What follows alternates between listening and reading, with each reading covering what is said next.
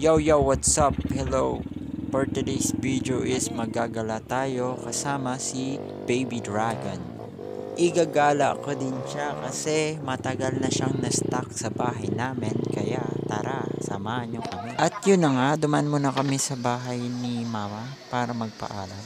Sa ganito kasing sitwasyon, kailangan mo magpaalam sa magulang mo para alam nila kung nasan ka. Take note. Sana all. At yun na nga, palis na ako.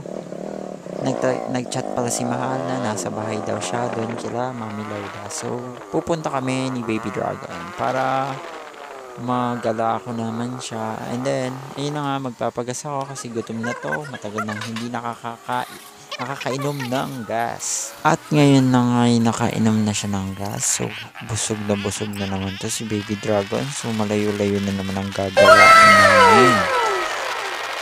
Si Baby Dragon pala, ang brand niya ay KR125. Brucey lang po siya, pero dirt bike.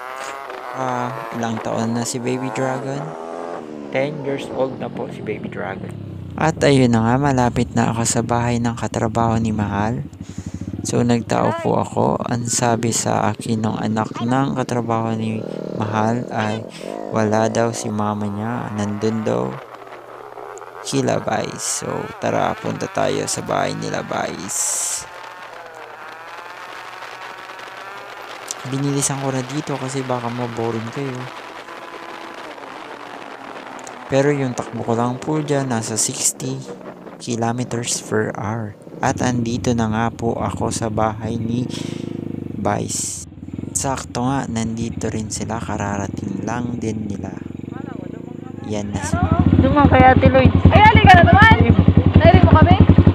Day. Sabi ni ate, kuya, makaigi kami. Iya, ma-meeting na ako. So hanggang dito na ang mga quiz. It's me, Chris Brian. Thank you for watching. Sana nag-enjoy kayo. And don't forget to like and share. Peace. Keep safe. Bye.